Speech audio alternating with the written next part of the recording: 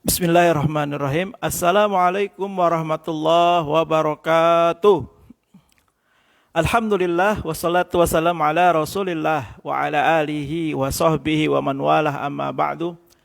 Alhamdulillah, puja dan puji serta rasa syukur mari kita panjatkan kepada Allah Subhanahu wa taala atas limpahan nikmat dan karunia-Nya sehingga kita pada hari ini Allah takdirkan dalam keadaan sehat.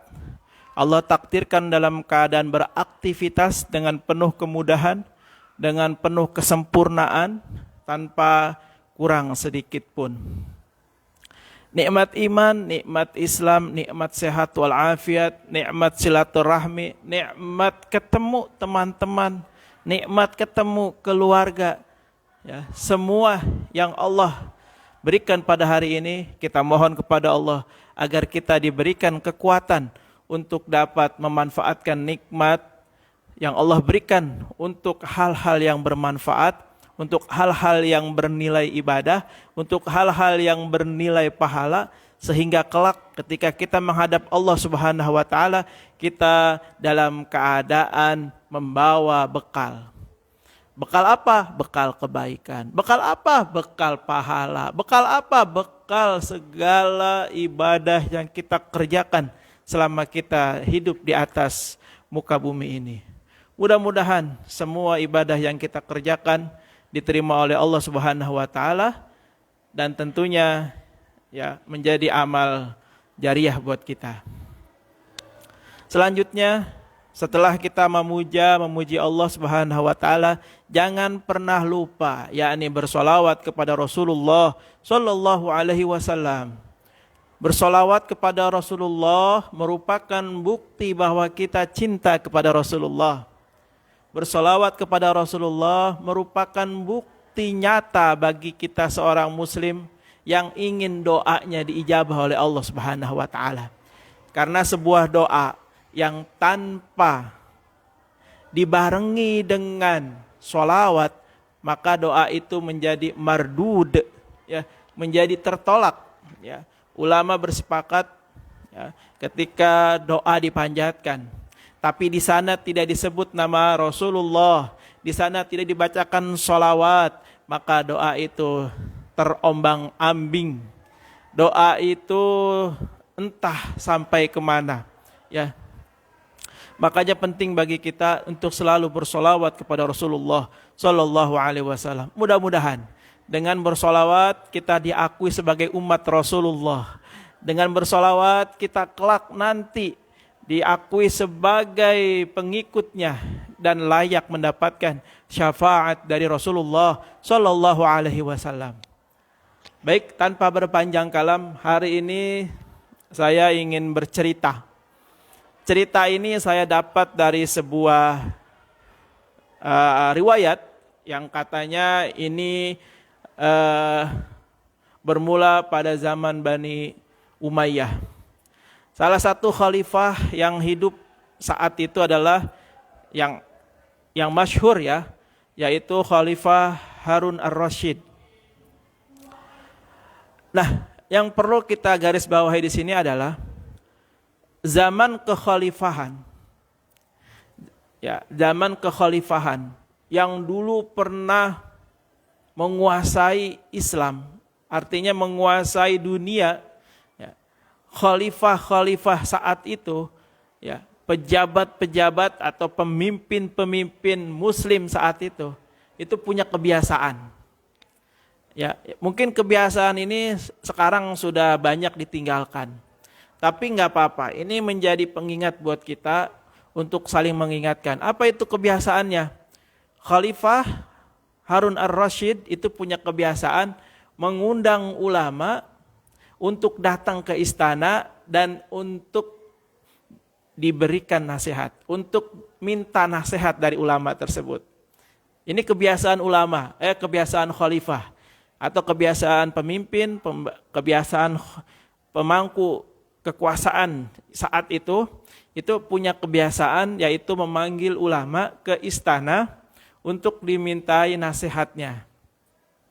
Singkat cerita, hiduplah ulama yang dikatakan lebih sepuh saat itu, sehingga diundanglah oleh Khalifah Harun ar-Rasyid ke istana. Nah, sesampainya ulama ini di istana, terjadilah dialog antara ulama dengan si penguasa ini atau si Harun ar-Rasyid ini. Nah, ini nih ya yang perlu kita sadari bahwa ketika kita berbicara sama ulama, sama ustadz, sama kiai atau sama habaib, itu adalah tidak lain mengandung hikmah-hikmah kehidupan. Jadi jangan suuzon mulu ya. Suuzon itu tanda orang tidak suka. Makanya jangan sampai kita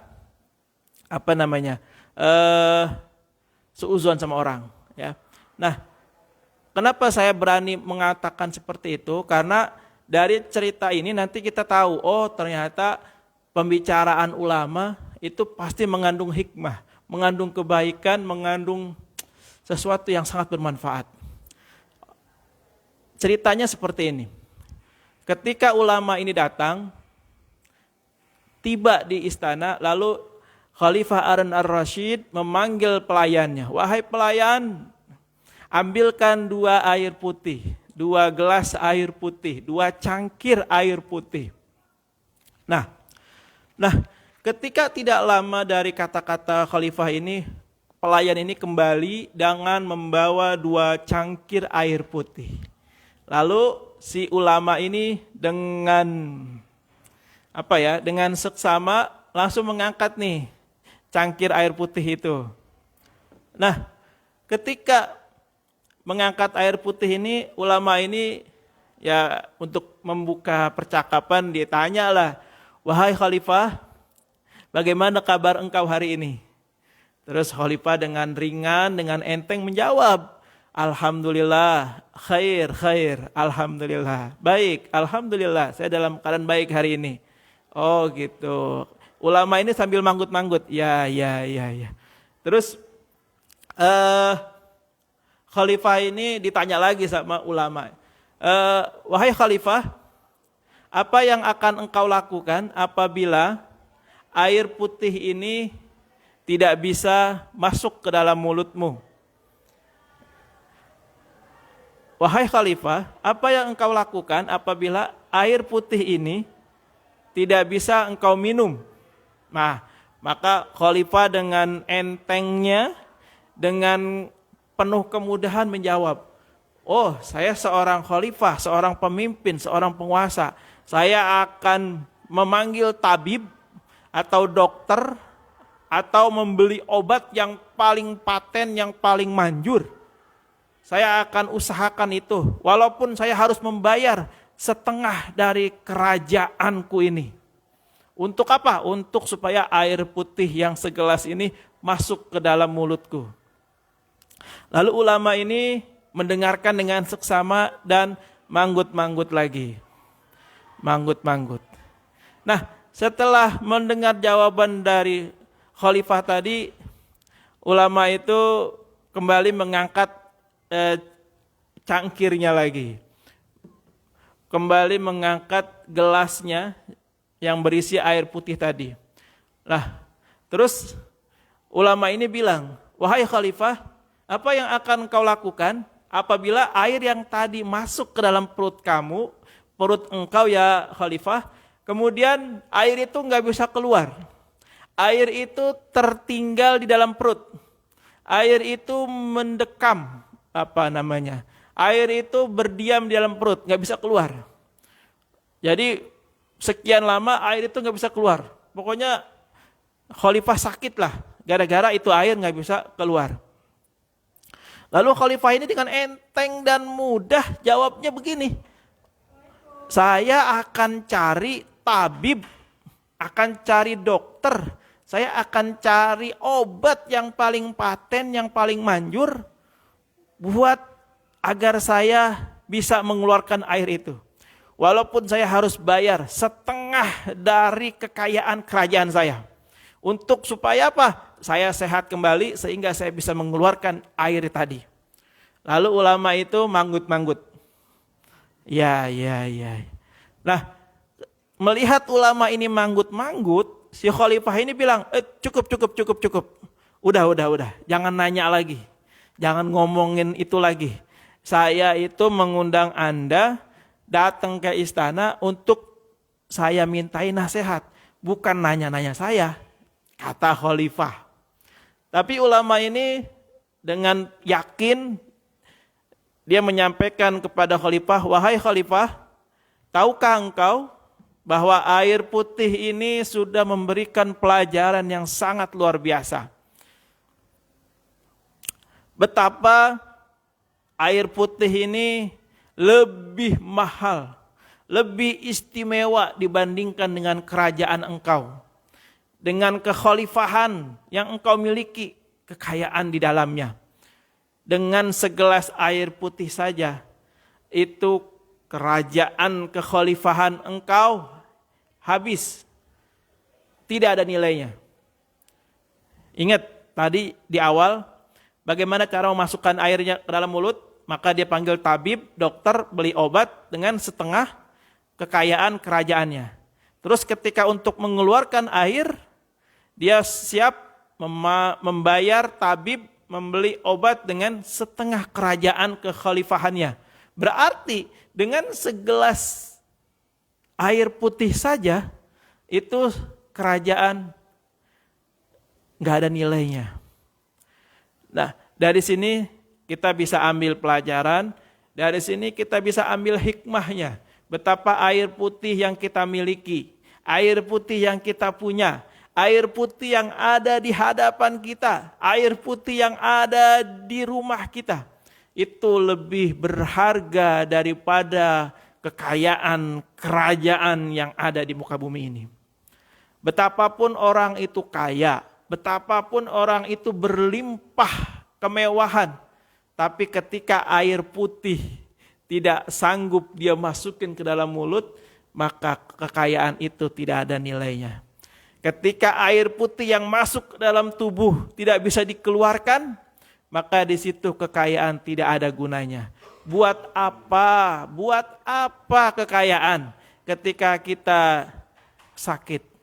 Buat apa kemewahan ketika kita tidak mampu meminum air putih?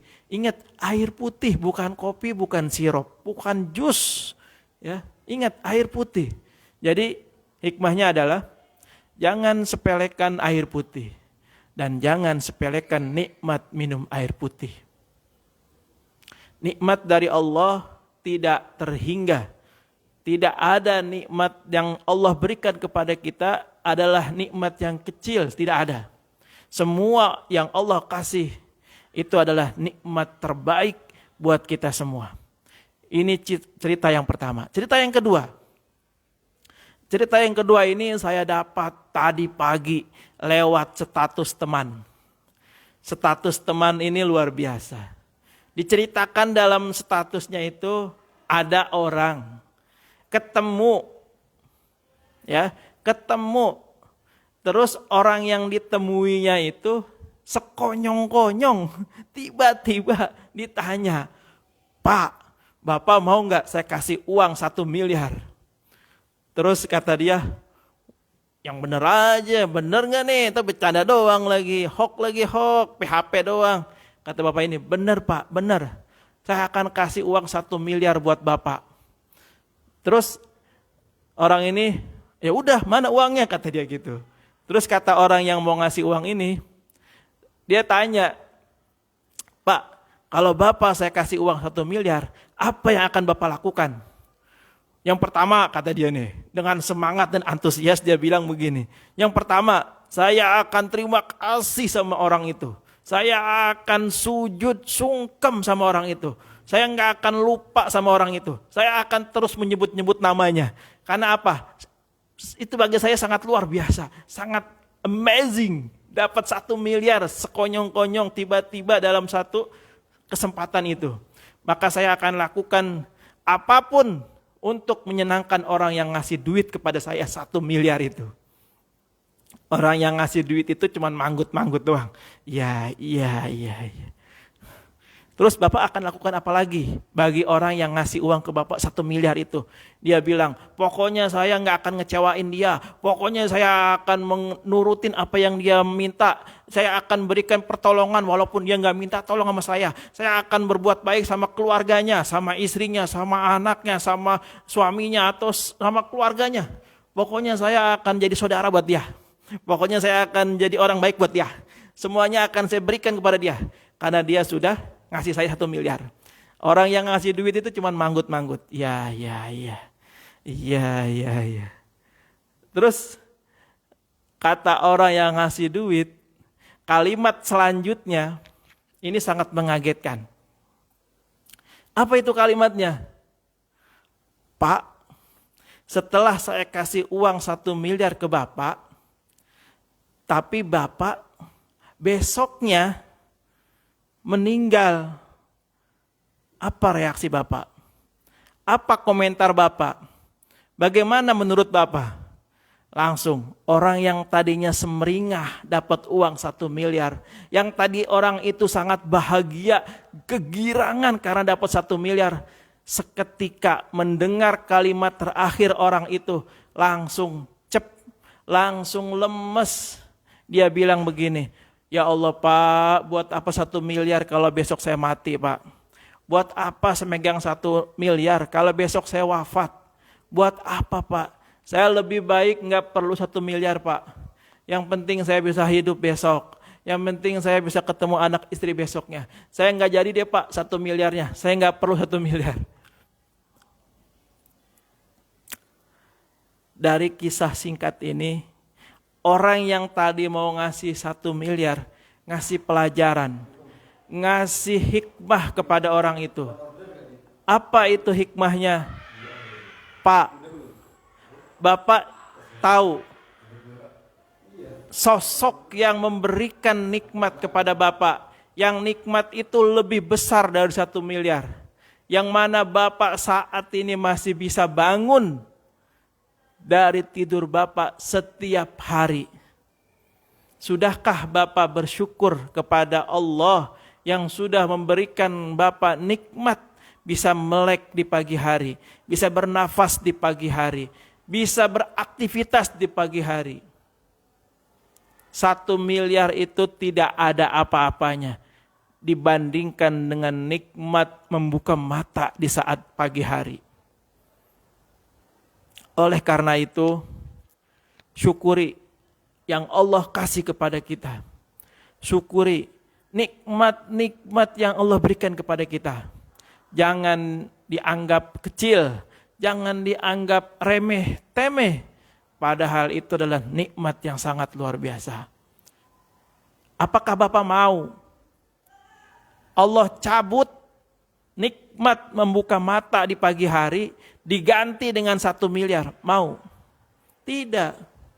Apakah Bapak mau nikmat di pagi hari, mulut ini yang biasanya menseruput kopi, kemudian ditakdirkan oleh Allah di pagi itu, Allah buat kita sariawan, Allah buat mulut kita nggak bisa berbicara, tapi kita dapat 1 miliar, mau tidak?